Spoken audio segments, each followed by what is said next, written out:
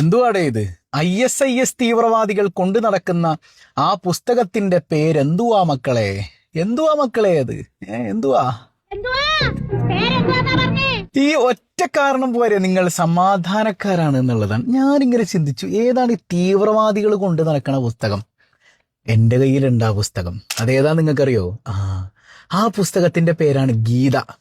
ഏത് ഗീത? നമുക്ക് സംഘികൾക്ക് പരിചയമുള്ള ഗീത അല്ലത്. ഇത് ശ്രീമദ് ഭഗവത്ഗീത. തീവ്രവാദികൾ കൊണ്ടു നടക്കുന്നുണ്ടോ?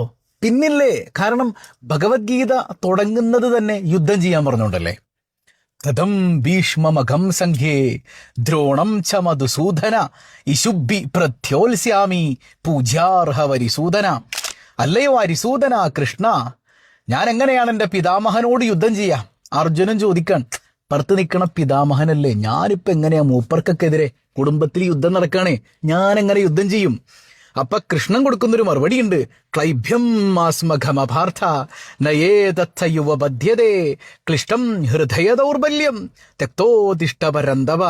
മോനെ, ഈ യുദ്ധക്കളത്തിൽ വന്നാൽ വാപ്പാന്നോ അതുപോലെ തന്നെ പിതാമഹനെന്നോ ഒന്നും നോക്കരുത്, വേട്ടിക്കൊള്ളണം, തീർത്തോളണം. ഇത് കൃഷ്ണൻ പറയണ ആരോട്? അർജുനനോട്. അർജുനൻ നല്ല കിടിലനായിട്ട് യുദ്ധം ചെയ്തില്ലേ? അപ്പൊ ഞാനിങ്ങനെ ചിന്തിക്കുകയാണ്, ഇതാണോ ആ പുസ്തകം? ഇതാണോ ആ പുസ്തകം? അതായത് എല്ലാ പുസ്തകങ്ങളും രണ്ട് തരത്തിലാണ് ആളുകൾ വായിക്കുക. ഒന്ന് സംഘികളുടെ വായനയും യഥാർത്ഥ വായനയും. സംഘികളുടെ വായന എങ്ങനെയാ? അതിപ്പോ ഈ വായിച്ചതുപോലെയാണ്. അങ്ങനെ വായിക്കുമ്പോൾ നമുക്ക് അക്ഷരക്കൂട്ടങ്ങൾക്ക് മേൽ കെട്ടിടം പണിതിട്ട് അതിന്റെ അന്തസത്ത മനസ്സിലാക്കാതെ ഇതുപോലുള്ള കേവല അർത്ഥങ്ങൾ മനസ്സിലാക്കിയിട്ട് നമ്മൾ അതിനെ തെറ്റിദ്ധരിക്കും. ഇതാണ് സംഘി വായന. മറ്റതങ്ങനെയല്ല. ഇപ്പൊ പരിശുദ്ധ ഖുർആനിന്റെ കാര്യമെടുത്താൽ, ഏത് മതഗ്രന്ഥങ്ങളുടെ കാര്യമെടുത്താലും, ഇതൊക്കെ കേവലം അക്ഷരക്കൂട്ടങ്ങൾ നോക്കി നിങ്ങൾ അതിനെ വിലയിരുത്താൻ നിന്നാൽ നിങ്ങൾക്ക് കൃത്യമായ അതിന്റെ അന്തസത്തയിലേക്ക് എത്താൻ പറ്റൂല. ദൈവനിയോഗം എന്തിനാണെന്ന് നിങ്ങൾക്ക് തിരിച്ചറിയാൻ പറ്റൂല. നിങ്ങൾ ആ കേവലം അക്ഷരക്കൂട്ടങ്ങൾക്ക് മേൽ കെട്ടിടം പണിത് പരസ്പരം തമ്മിലടിച്ചും ആരോപണങ്ങൾ ഉന്നയിച്ചും തമ്മിൽ തല്ലിവരിക്കും. എന്നാൽ ആഴങ്ങളിലേക്ക് ഇറങ്ങിയാലോ, പരിശുദ്ധ ഖുർആന്റെ ആഴങ്ങളിലേക്ക് ഇറങ്ങിയാൽ അതൊരു മുത്തും പവിഴവുമാണ്. അത് വാരിയെടുക്കാൻ കഴിയണം. അത് ജഗന്നിയന്താവായ സർവസഷ്ടാവായ അള്ളാഹുവിന്റെ സംസാരമാണ്.